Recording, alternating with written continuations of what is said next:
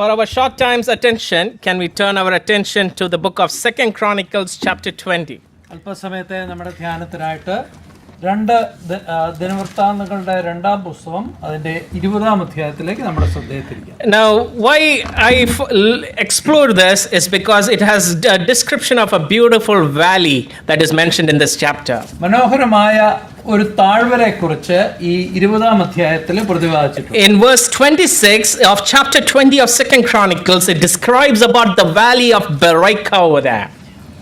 രണ്ട് ദിനവൃത്താന്തങ്ങൾ 20-ാം അധ്യായത്തിന്റെ 26-ാം വാക്യത്തില് അവർ ബെരേഖ താഴ്വരയിൽ ഒന്നിച്ചുകൂടി അവർ അവിടെ യഹോവയ്ക്ക് സ്തോത്രം ചെയ്തതുകൊണ്ട് ആ സ്ഥലത്തിന് ഇന്ന് വരെ ബെരേഖ താഴ്വര എന്ന് പേർ പറഞ്ഞു വരുന്നു. There they describe, the Lord is showing the importance of why this valley is considered a valley of blessing over there. ഈ താഴ്വര കേവലമായിരിക്കുന്ന ഈ താഴ്വര എന്തുകൊണ്ട് അനുഗ്രഹത്തിന്റെ ഒരു താഴ്വരയാണ് എന്ന് ദൈവം നമ്മെ കാണിച്ചു തരിക. So this particular morning I am trying to draw everyone's attention, how do we observe the blessing of God in our life? നമ്മുടെ വ്യക്തിപരമായ ജീവിതങ്ങളിൽ ദൈവത്തിന്റെ അനുഗ്രഹത്തെ എങ്ങനെ കാണാൻ കഴിയുമെന്ന് നിങ്ങളുടെ മുമ്പിൽ ഒന്ന് കാണിക്കുവാനാണ് ഞാൻ ആഗ്രഹിക്കുന്നത്. There is a philosophy, that popular philosophy that goes like this: when we are good, blessings flow in our life abundantly. സാധാരണ മനുഷ്യരുടെ ഇടയിൽ വളരെയധികം പോപ്പുലർ ആയിരിക്കുന്ന ഒരു ചിന്താഗതിയുണ്ട്, നമുക്ക്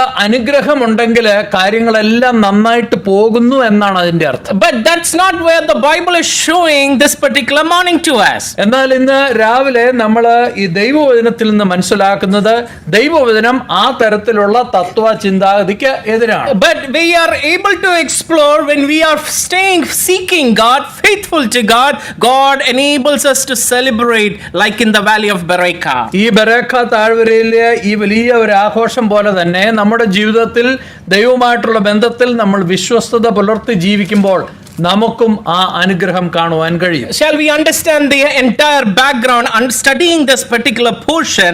How can we celebrate like this people in the valley of Beraka? ഈ ബെരേഖ താഴ്വരയിലുള്ള ജനം എങ്ങനെ അവർക്ക് ഒന്ന് ആഘോഷിക്കാൻ പറ്റി എന്നുള്ളത് നമുക്ക് വിശദമായിട്ടും ചിന്തിക്കാം. Can we start by reading 20 verse 3 to 4? 3-4 വാക്യങ്ങൾ ഒന്ന് വായിക്കാം. യഹോവയെ അന്വേഷിപ്പാൻ താല്പര്യപ്പെട്ട് യഹൂദായിലൊക്കെയും ഒരു ഉപവാസം പ്രസിദ്ധം ചെയ്തു. യഹോവയുടെ സഹായം ചോദിപ്പാൻ യഹൂദ്യർ ഒന്നിച്ചുകൂടി. സകല യഹൂദാ നഗരങ്ങളിലും നിന്ന് അവർ യഹോവയെ അന്വേഷിപ്പാൻ വന്നു.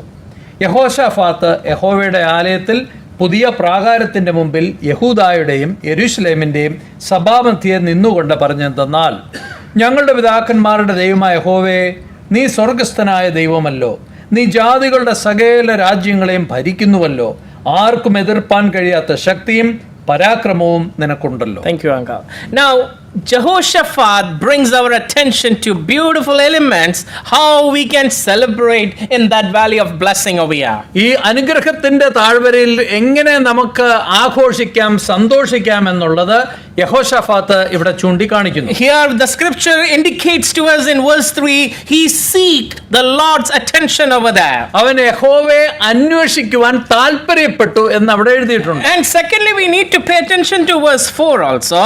4-ാം വാക്യത്തിലും there we understand he brought along the people in that land also to seek the Lord over there. എന്ന് മാത്രമല്ല യഹോവയുടെ സഹായം ചോദിപ്പാൻ അവിടെയുള്ള യഹൂദ്യരെ എല്ലാം കൂടെ അവൻ ഒന്നിച്ചു കൂട്ടി. And that's the importance of a man who is standing in authority over here. അധികാരത്തിലെ വലിയ ഒരു പദവിയിൽ ഇരിക്കുന്ന ഒരു വ്യക്തിയുടെ ഒരു നല്ല സവിശേഷതയാണ് ഇവിടെ കാണുന്നത്. But this person is not just stepping into an enjoyment and then blessing over there. കേവലം കാര്യങ്ങളൊക്കെ നന്നായിട്ട് പോകുന്നു, ഒന്ന് ആനന്ദിച്ച് ഉത്സാഹിച്ച് കുറെ അനുഗ്രഹം കണ്ടു പോകുക എന്നുള്ളത് മാത്രമല്ല, but here in his leadership he is coming across a problem in his life. തന്റെ നേതൃത്വത്തിൽ യഹോശാഫാത്ത് ഒരു വലിയ വെല്ലുവിളിയുടെ മുമ്പിൽ വരികയാണ്. That is what we read in 20 verse 1 and 2. 20-ാം അധ്യായത്തിന്റെ 1-2 വാക്യങ്ങളിൽ ആ വെല്ലുവിളി എന്താണെന്ന് കാണിച്ചിട്ടുണ്ട്. And that is the problem. Let's read that problem together. നമുക്ക് അതൊന്ന് വായിക്കാം. അതിന്റെ ശേഷം മോവാബ്യരും അമ്മോന്യരും അവരോടുകൂടെ മിയൂന്യരിൽ ചിലരും യഹോശാഫാത്തിന്റെ നേരെ യുദ്ധത്തിന് വന്നു. ചിലർ വന്ന് യഹോശാഫാത്തിനോട്, വലിയൊരു ജനസമൂഹം കടലിനക്കരെ നിന്ന് അരാമിൽ നിന്ന് നിന്റെ നേരെ വരുന്നു. ഇതാ അവർ ഏൻ ഗേദി എന്ന ഹസോൻ താമാരിൽ ഉണ്ട് എന്ന് അറിയിച്ചു. Oh, that is the problem. He is going to encounter a bigger army which is coming to defeat and capture over there. യഹോശാഫാത്തിന് മുമ്പിലുള്ള ആ വലിയ വെല്ലുവിളി പ്രശ്നം എന്ന് പറയുന്നത് തന്നെയും തന്റെ ആളുകളെയും കീഴ്പ്പെടുത്തുവാൻ ഒരു വലിയ സൈന്യം തനിക്കെതിരായിട്ട് വരുന്നു. Oh, this man is now started to fear over there. ക്രമേണ യഹോശാഫാത്തിന്റെ ജീവിതത്തിലേക്ക് ഭയം കടന്നുകൂടും. And that's where we understand he bows down to seek the Lord over there. ആ സമയത്താണ് ഇവിടെ എഴുതിയിരിക്കുന്ന യഹോശാഫാത്ത് ഭയപ്പെട്ട് യഹോവയെ അന്വേഷിപ്പാൻ താല്പര്യം. And that's where we recognize the gathering with a crisis over there. അങ്ങനെയുള്ള ഒരു പശ്ചാത്തലത്തിലാണ്, ഈ പ്രശ്നത്തിന്റെ നടുവിലാണ് അവിടെ കുറെ ആളുകൾ യഹൂദ്യർ ഒന്നിച്ചു കൂടുന്നത്. So have you been across such moments of times and difficulties in our life? നമ്മുടെ ജീവിതത്തിൽ ഇതുപോലെയുള്ള സംഘർഷഭരിതമായ സാഹചര്യങ്ങളിൽ നമ്മൾ കടന്നു പോയിട്ടില്ലേ? If this is the person who went through such a situation, ഇത് ഇത്രയധികം വെല്ലുവിളികളിലൂടെ കടന്നുപോയ ഒരു വ്യക്തിയാണിതെങ്കിൽ, how can he celebrate in the valley of blessing over there? അങ്ങനെയെങ്കിൽ എങ്ങനെ അനുഗ്രഹങ്ങളുടെ താഴ്വരയായ ഈ ബരാക്ക താഴ്വരയിൽ തനിക്ക് സന്തോഷിക്കുവാൻ കഴിയും? Shall we look at his prayer over there? യഹോശാഫാത്തിന്റെ പ്രാർത്ഥന കൂടി നമുക്കൊന്ന് ചിന്തിക്കാം. Uncle already read 5 and 6. Shall we now take our steps into verse 7 onwards? 7ാമത്തെ വാക്യം മുതൽ ആ പ്രാർത്ഥന തുടരുകയാണ്. Uncle, please. ഞങ്ങളുടെ ദൈവമേ, നീ നിന്റെ ജനമായ ഇസ്രായേലിന്റെ മുമ്പിൽ നിന്ന് ഈ ദേശത്തിലെ നിവാസികളെ നീക്കിക്കളഞ്ഞു. അത് നിന്റെ സ്നേഹിതനായ അബ്രഹാമിന്റെ സന്തതിക്ക് ശാശ്വതമായി കൊടുത്തുവല്ലോ. അവർ അതിൽ പാർത്തു. ന്യായവിധിയുടെ വാൾ, മഹാമാരി, ക്ഷാമം എന്നിങ്ങനെയുള്ള വല്ല അനർത്ഥവും ഞങ്ങൾക്ക് വരുമ്പോൾ ഞങ്ങൾ ഈ ആലയത്തിൻ്റെ മുമ്പിലും നിന്റെ സന്നിധിയിലും നിന്ന് നിന്റെ നാമം ഈ ആലയത്തിൽ ഉണ്ടല്ലോ ഞങ്ങളുടെ സങ്കടത്തിൽ നിന്നോട് നിലവിളിക്കുകയും നീ കേട്ട് രക്ഷ വരുത്തുകയും ചെയ്യും എന്ന് പറഞ്ഞു. Thank you, Anga.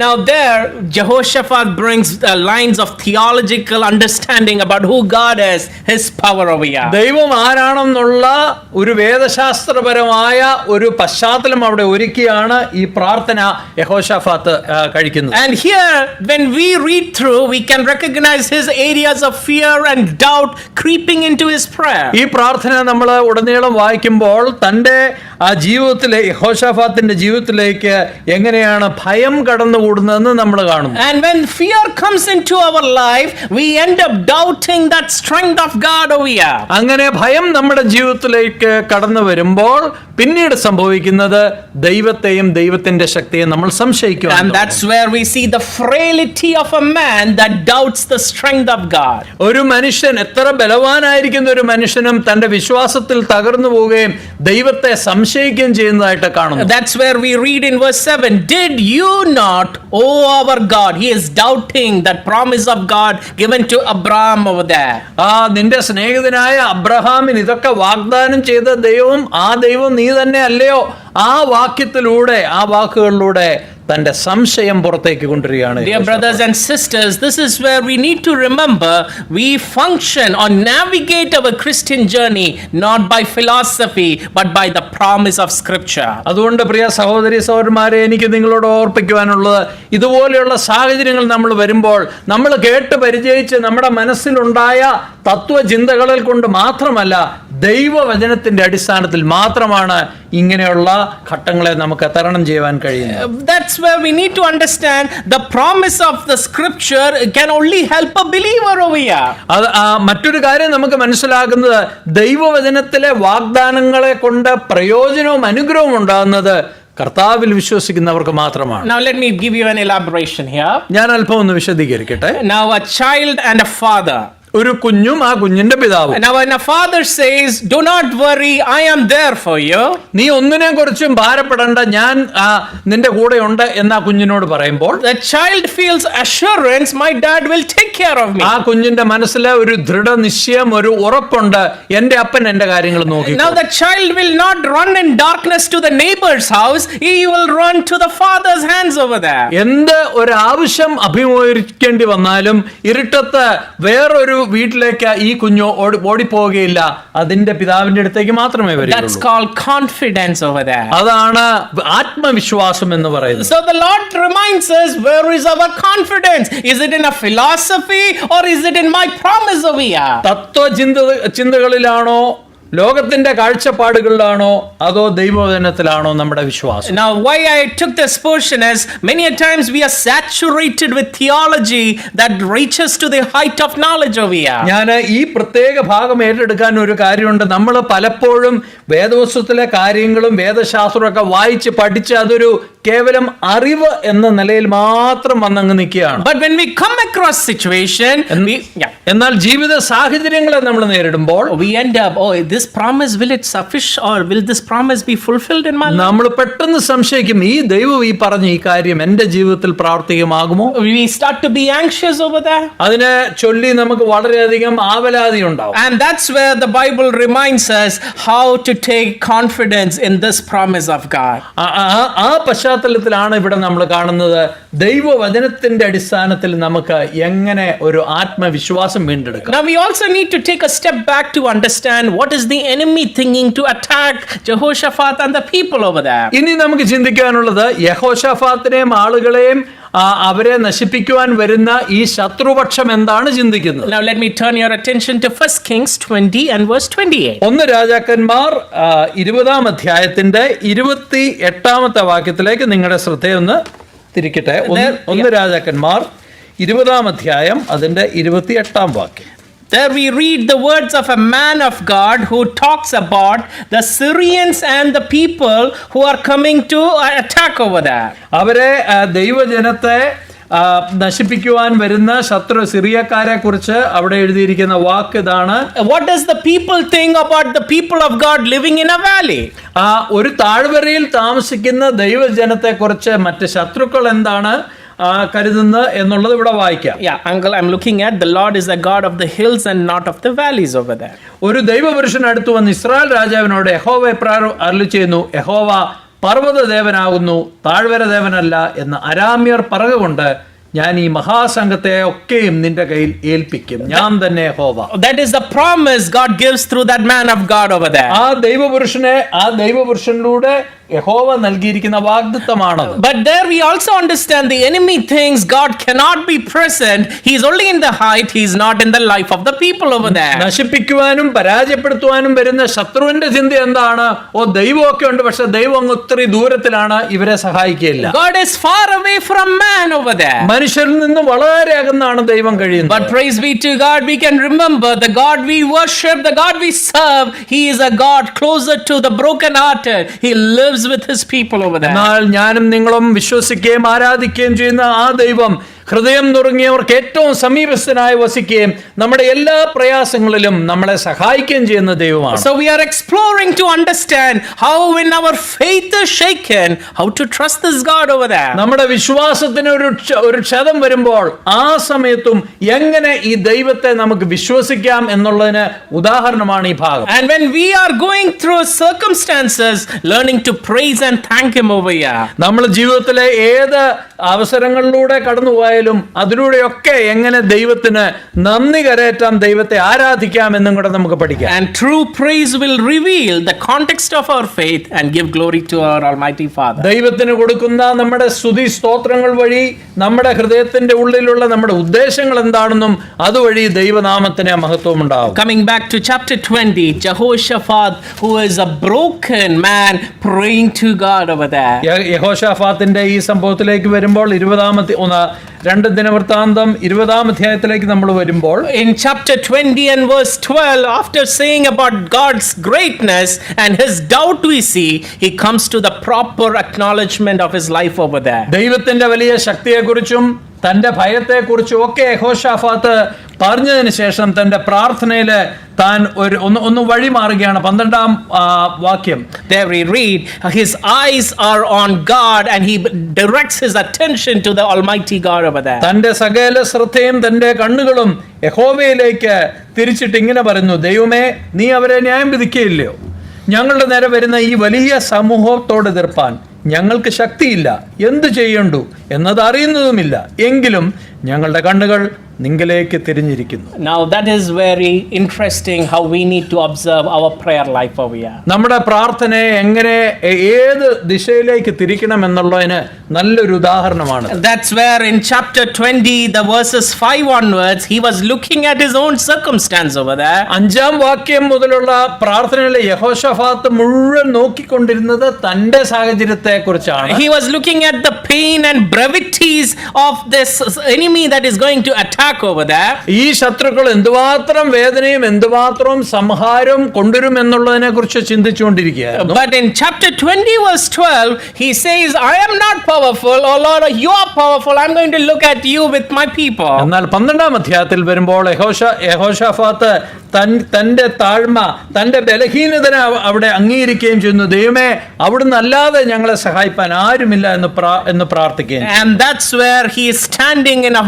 fallen estate and how he cries to the Almighty God. വളരെ തകർക്കപ്പെട്ട് ഉള്ള ഒരവസ്ഥയിൽ നിന്നുകൊണ്ട് സകല ശക്തിയും അധികാരവും തന്നിൽ നിന്ന് പോയിട്ട് ദൈവത്തെങ്കിലേക്ക് നോക്കി കരയുകയാണ് Jehoshaphat. What a great petition of a plea in yielding we read over there. നമ്മൾ ദൈവത്തിന് മുമ്പാകെ ഒരു വ്യക്തി എന്തുമാത്രം തന്നെത്താൻ താഴ്ത്തി അപേക്ഷിക്കാമോ അതിന്റെ ഒരു ചിത്രമാണ് ഇവിടെ കാണുന്നത്. There was an African preacher that reminds like this, prayer is about praise, repent, ask and yield over there. ആഫ്രിക്കയിലെ ഒരു പ്രാസംഗികൻ ഇങ്ങനെയുണ്ട്. അദ്ദേഹം പറയുന്ന പ്രാർത്ഥന എന്ന് പറയുന്നത് നമ്മൾ പ്രാർത്ഥിക്കുക, നമ്മൾ അനുതപിക്കുക, നമ്മൾ ചോദിക്കുക, നമ്മൾ സമർപ്പിക്കുക. It is a prayer that reminds a praise for God for his faithfulness over there. നമ്മുടെ പ്രാർത്ഥനകളിലൂടെയാണ് ദൈവത്തിന് നമ്മോടുള്ള വിശ്വസ്തതയെ നമ്മൾ അംഗീകരിക്കുന്നത്. So what we can remember from this prayer life of Jehoshaphat, don't let our problems be a catalyst not navigating away from God, but let us come closer to God over here. യഹോശാഫാത്തിന്റെ പ്രാർത്ഥന നമ്മളെ പഠിപ്പിക്കുന്നത് നമ്മുടെ ജീവിതത്തിലെ സങ്കീർണമായ സാഹചര്യങ്ങൾ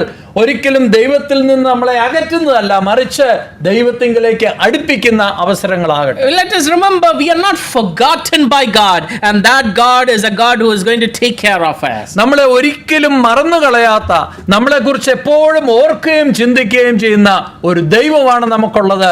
ആ സത്യത്തിൽ നമുക്ക് ഉറച്ചു നിൽക്കാം. And from verse 14 onwards God brings a servant over there, Jahaziel, how he comes with the promise of God over there. 14-ാമത്തെ വാക്യം മുതൽ താഴോട്ട് വായിക്കുമ്പോൾ ഈ സാഹചര്യത്തിലേക്ക് യഹോശാഫാത്തിന്റെ അടുത്തേക്ക് യഹസിയേൽ എന്നൊരു പുരുഷനെ കൊണ്ടിരുന്ന കാണുന്നു. Shall we read that promises to understand the depth of how God is helping? Verse 15, 17 over there.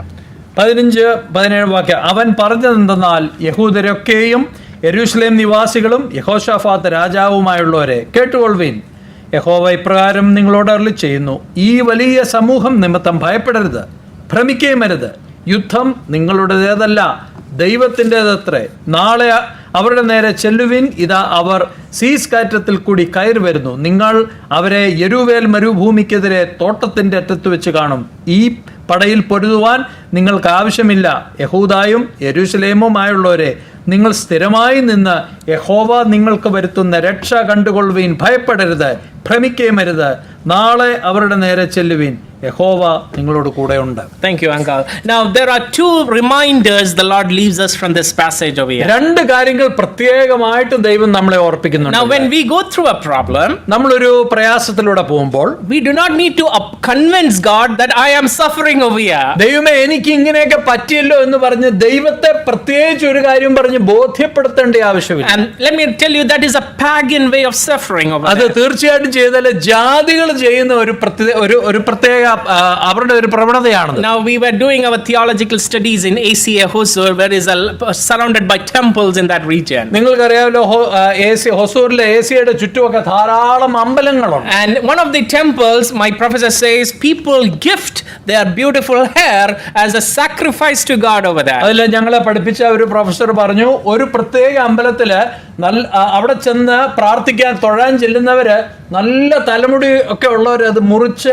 ആ ദേവനോ ദേവിക്കോ കൊടുക്കും. Now the question is, if we have in a plate in our dinner or lunch, if we have a hair on that, we get agitated over there. അല്ലെ, നമ്മൾ കഴിക്കുന്ന പാത്രത്തില് തലമുടിയുടെ ഒരു ശക്കലം കിടന്നാൽ മതി, നമുക്ക് വളരെയധികം ദേഷ്യം വരും. How can a God worshipping above, how does he observe and see a bunch of hair right outside? എന്നാൽ മുകളിലിരുന്ന് കാണുന്നു എന്ന് വിശ്വസിക്കുന്നവര് ഒരു പാത്രത്തില് കുറെ തലമുടി അവിടെ കൊണ്ടുവെക്കുമ്പോൾ എന്തായിരിക്കും ആ കാഴ്ചപ്പാട്? Let me tell you, that is a pagan way of presenting an appeal to God. അക്രൈസ്തവരായ ആളുകളുടെയും വിഗ്രഹങ്ങളെ ആരാധിക്കുന്നവരുടെ ഒക്കെ ഒരു പരിചയമാണിത്. We do not need to convince God, oh God, I am suffering here. ദൈവമേ, എനിക്ക് ഇങ്ങനെ ഒരു അബദ്ധത്തിൽ ഞാൻ ആയിപ്പോയി എന്ന് പറഞ്ഞ് ദൈവത്തെ ബോധ്യപ്പെടുത്തേണ്ട ആവശ്യം നമുക്ക് ആർക്കുമില്ല. We do not need to flatter him with words of boasting over there. എന്ന് മാത്രമല്ല, ഞാൻ ഇങ്ങനെ ഒരു പ്രയാസത്തിലായി, എന്നെ രക്ഷിക്കണമെന്ന് പറഞ്ഞ് ദൈവത്തെ പറഞ്ഞ് സുഖിപ്പിക്കേണ്ട ആവശ്യവുമില്ല. I remember in my childhood I was fascinated by this Batman tiffin box.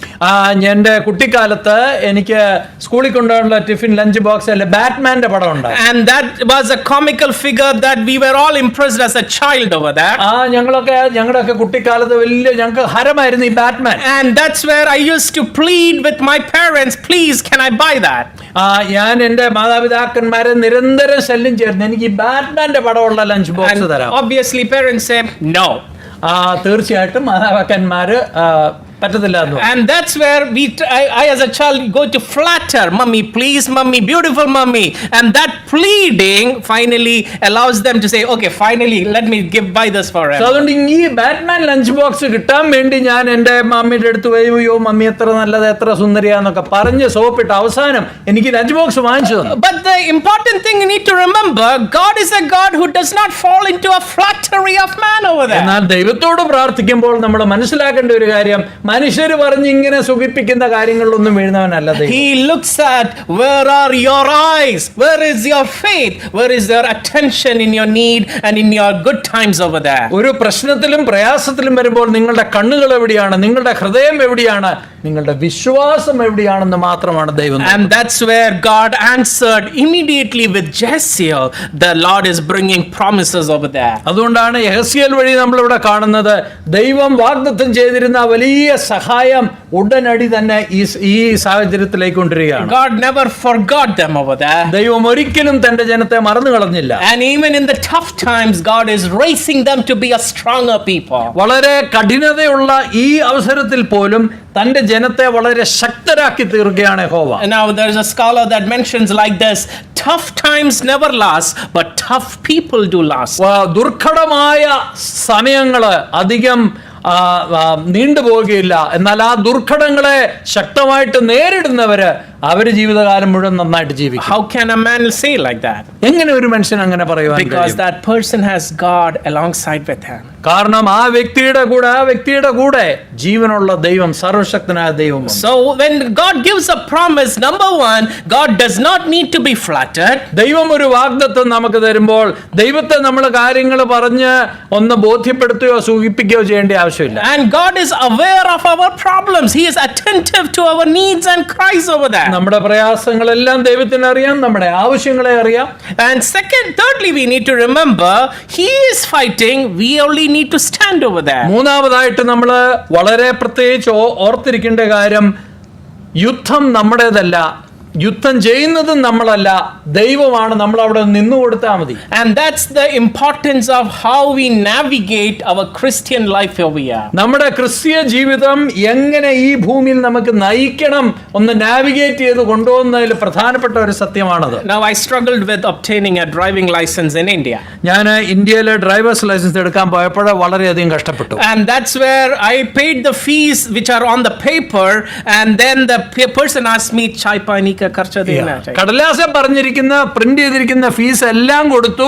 അപ്പൊ അത് കഴിഞ്ഞ പുള്ളിക്ക് ചായ കുടിക്കണം, ബീഡി വലിക്കണം, ഇതിനൊക്കെ പൈസ വേണമെന്നും പറഞ്ഞു. I got surprised. I mean, till that time I'm not used this kind of adjustments which people do. ഇങ്ങനെയുള്ള ഇടപാടുകളോ അഡ്ജസ്റ്റ്മെന്റ് ഒന്നും എനിക്ക് പരിചയമില്ല. അതുകൊണ്ട് ഞാൻ വളരെ അത്ഭുതപ്പെട്ടു പോയി. And there the person who interacted, the mediator said, sir, it's only 10 minutes work, you need to come and go. What started as 10 minutes took me 5 hours to get out of the office. എന്നെ കൊണ്ട് ഈ കാര്യങ്ങളൊക്കെ സാധിക്കാൻ വേണ്ടി ഇടയ്ക്ക് ഇടനിലക്കാരൻ പറഞ്ഞു, സാറേ 10 മിനിറ്റേ ഉള്ളൂ, സാർ ഒന്ന് വന്നിട്ട് പോയാൽ മതി എന്ന് പറഞ്ഞു. ആ 10 മിനിറ്റ് 5 മണിക്കൂർ എടുത്തു. And finally I never got it. ഈ 5 മണിക്കൂർ ശേഷം എനിക്ക് ലൈസൻസ് കിട്ടിയില്ല. And I went up disappointed over that. ഞാൻ വളരെ നിരാശനായി ഞാൻ മടങ്ങി. And I got it only after months waiting for it over there. അനേക മാസങ്ങൾ കാത്തിരുന്നതിന് ശേഷമാണ് എനിക്ക് licence. Sometimes our integrity will be compromised when we stand ethical outside these church walls. നമ്മുടെ സത്യസന്ധതയും നേരിന് വേണ്ടി നമ്മൾ വെച്ചിരിക്കുന്ന ചില മൂല്യങ്ങളൊക്കെ പലപ്പോഴും ഈ ഭേദിക്കപ്പെടും. But we need to remember God is fighting for us. We need to not to shift our attention from Him. അതുകൊണ്ട് നമ്മൾ ഒരിക്കലും മറന്നു പോകരുതാത്തൊരു കാര്യം, നമുക്ക് വേണ്ടി യുദ്ധം ചെയ്യുന്നത് യഹോവയാണ്, നമ്മളല്ല. നമ്മൾ ആ കാര്യം ഒരിക്കലും മറക്കരുത്. We need to remember, we need to function as prudent people, vigilant as a serpent and innocent as a dove over there. നമ്മൾ വളരെ ബുദ്ധിയുള്ളവരായിട്ട്, കൗശലമുള്ളവരായിട്ട്, ബുദ്ധിയുള്ളവരായിട്ട് വേണം നമ്മൾ പ്രവർത്തിക്കുക. And that prudence requires us as believers look to God over there. Let our eyes be on Him. അങ്ങനെയുള്ള ബുദ്ധിയോടുകൂടി നമ്മൾ ജീവിക്കുമ്പോൾ നമ്മുടെ കണ്ണുകൾ എപ്പോഴും യഹോവയിലായിരിക്കും. And let's read now from when the Lord who brings the promise, how does Jehoshaphat respond over there? ദൈവം ഈ വാഗ്ദത്തം ഇവിടെ നിറവേറ്റി കാണിക്കുമ്പോൾ യഹോശാഫാത്തിന് ഇതിനോടുള്ള പ്രതികരണം എന്താണ്? Jehoshaphat along with the people, verse 18 and 19. 18 വാക്യം മുതൽ, അപ്പോൾ യഹോശാഫാത്ത് സാഷ്ടാംഗം വണങ്ങി, യഹൂദ്യരൊക്കെയും യെരൂശലേം നിവാസികളും യഹോവയുടെ മുമ്പാകെ വീണ് നമസ്കരിച്ചു. And they praise God over there before even the victory came into their life. അവരുടെ ജീവിതത്തിലെ വിജയം കാണുന്നതിന് മുമ്പ് തന്നെ യഹോവയുടെ മുമ്പാകെ സാഷ്ടാംഗം വീണ് നമസ്കരിച്ചു. So please see the sequence of events. They are suffering over there. നമ്മൾ ഇവിടെ ആരംഭിച്ചപ്പോൾ കണ്ടല്ലോ, അവർ കടുത്ത പരിശോധനയിലൂടെ പോവുകയാണ്. The king is praying over there. രാജാവ് പ്രാർത്ഥിക്കുന്നുണ്ട് ഇവർക്ക് വേണ്ടി. His attention comes to God. രാജാവിന്റെ ദൈവത്തിന്റെ സന്നിധിയിൽ ഈ കാര്യം എത്തിയിട്ടുണ്ട്. And there we see God sending with a promise. ദൈവം അവിടുന്ന് ഒരു വാഗ്ദത്തം ഭൂമിയിലേക്ക് അയക്കുന്നു. And there we see their people are worshiping as a God. I'm victorious over there. അത് വരുന്നതിന് മുമ്പ് തന്നെ ദൈവത്തിന് മുമ്പാകെ സാഷ്ടാംഗം വണങ്ങി നമസ്കരിക്കും. And the result only comes now. ഇതിന്റെ ഫലം ഇനി വരാൻ പോകുന്നതേ ഉള്ളൂ. Verse 22. 22 വാക്യം. When they began singing, praising the Lord set ambushes in the enemy, and the enemy got confused over there. അവർ പാടി സ്തുതിച്ചു തുടങ്ങിയപ്പോൾ യഹോവ യഹൂദയ്ക്ക് വിരോധമായി വന്ന അമോന്യരുടെയും മോവാബ്യരുടെയും സെയീർ പർവ്വതക്കാരുടെ നേരെ പതിയിരിപ്പുകാരെ വരുത്തി, അങ്ങനെ അവർ തോറ്റുപോയി. Let me remind you, I do have shortcomings. I look into this, my introspecting.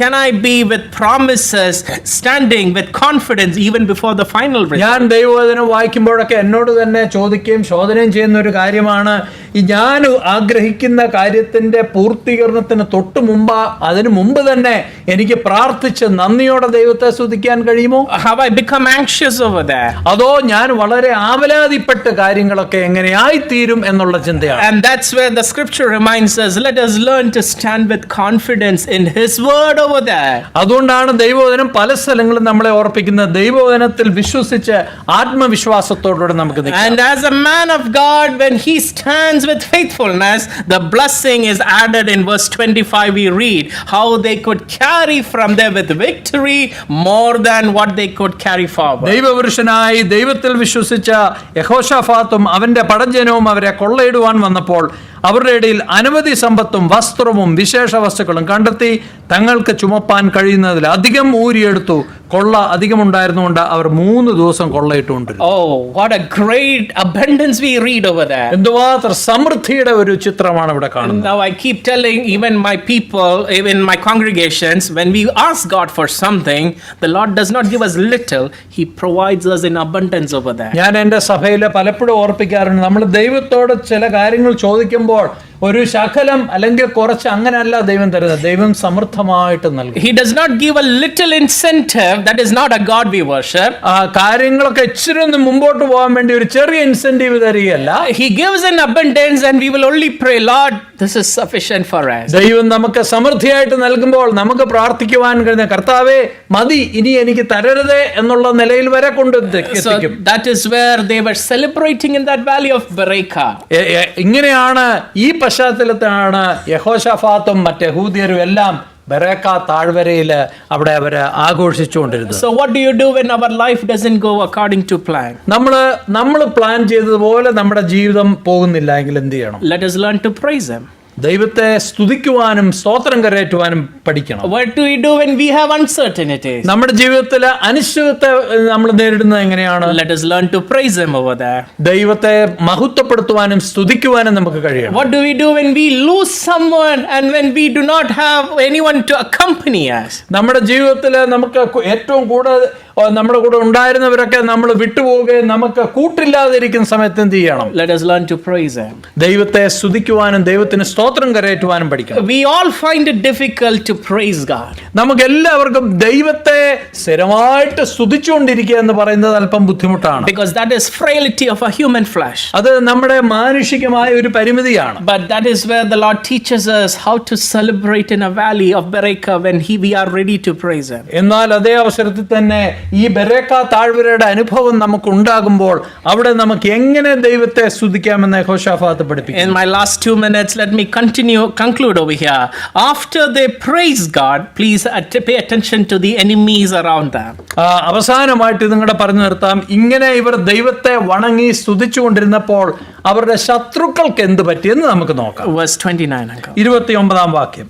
യഹോവ ഇസ്രായേലിന്റെ ശത്രുക്കളോട് യുദ്ധം ചെയ്തുവെന്ന് കേട്ടപ്പോൾ ദൈവത്തിന്റെ ഭീതി ആ ദേശങ്ങളിലെ സകല രാജ്യങ്ങളിന്മേലും വന്നു. Oh, the dread of God spread around to everyone in that region who was going to attack the children of God. ദൈവജനത്തെ നശിപ്പിക്കുവാൻ വേണ്ടി താല്പര്യപ്പെട്ട് പദ്ധതിയിട്ടിരുന്ന സകല രാജ്യങ്ങളുടെ മേലും ദൈവത്തിന്റെ പ്രവൃത്തി അവർ കേട്ടപ്പോൾ ഒരു വലിയ ഭീതി, ഒരു ഭയം അവരുടെ മേൽ വന്നു. That is the God we worship. When He starts providing us in abundance, we will see His work flowing ahead of our time over there. നമ്മൾ സേവിക്കുന്ന, നമ്മൾ ആരാധിക്കുന്ന നമ്മുടെ ദൈവം സമൃദ്ധിയായിട്ട് നമ്മളെ അനുഗ്രഹിക്കുകയും പ്രവർത്തിക്കുകയും ചെയ്യുമ്പോൾ ആ സമൃദ്ധിയിൽ നിന്ന് അതിനൊരു ഫോളോ അപ്പ് ഉണ്ടാകുന്നതായിട്ട് കാണുവാൻ കഴിയും. We might be only thinking, Lord, I need a vehicle for now. ഉദാഹരണത്തിന് നമ്മൾ ചിന്തിക്കാം, എനിക്ക് അത്യാവശ്യത്തേക്കൊന്ന് കൊണ്ട് ഓടിച്ച് നടക്കാൻ ഒരു കാർ മതി. But when He gives a bigger one for our family and our needs to carry for the future, not only for our limited time over എന്നാൽ there. ചിലപ്പോൾ ദൈവം തരുമ്പോൾ നമ്മുടെ താൽക്കാലികമായ ആവശ്യത്തിന് വേണ്ടിയല്ല, വർഷങ്ങളോളം നീണ്ടു നിൽക്കുന്ന അനേകർക്ക് ഗുണം ചെയ്യുന്ന ഒരു അനുഗ്രഹമായിരിക്കും തരുന്നത്. May the Lord help us to observe this valley of blessing for our life as we step into 2026. 2026 പ്രവേശിക്കുമ്പോൾ ഈ ബെരേഖ താഴ്വരയിലെ ആനന്ദത്തിന്റെയും ആരാധനയുടെയും അനുഭവം നമ്മുടെ ജീവിതത്തിനും ഒരു പാഠമാകട്ടെ. I once again thank the Almighty God for enabling me to stand with His word in the midst of all of you. നിങ്ങളുടെ മുമ്പാകെ ദൈവവചനവുമായിട്ട് നിൽക്കുവാൻ എനിക്ക് വളരെയധികം കൃപ തന്ന സർവശക്തനായ ദൈവത്തോട് ഞാൻ നന്ദിയുള്ളവനായിരിക്കുന്നു. Secondly, I thank the eldership of the assembly who considered me worthy to stand with this word on this last Sunday of this year. ഈ വർഷത്തിലെ അവസാനത്തെ ഞായറാഴ്ചയും ദൈവവചനവുമായിട്ട് ഇവിടെ നിൽക്കുവാൻ എനിക്ക് ഒരു അവസരം തന്ന ഇവിടുത്തെ ഓവർസൈറ്റ്, ഇവിടുത്തെ എൽഡേഴ്സിനോടുള്ള നന്ദി ഞാൻ രേഖപ്പെടുത്തുന്നു. Requesting your prayers along with what I have studied, I would stand faithful. It is not just for a title in my name, it should be valued throughout my journey of faith, even in my ministry life. എൻ്റെ വിശ്വാസ ജീവിതവും അതുപോലെ എൻ്റെ ശുശ്രൂഷ ജീവിതത്തിൽ ദൈവത്തിന് പ്രയോജനമുള്ളവനായി തീരുവാൻ വേണ്ടി നിങ്ങൾ ദയവായി പ്രാർത്ഥിക്കണമേ. May His name be glorified. ദൈവനാമം മഹത്വപ്പെടുമാറാകട്ടെ. Amen.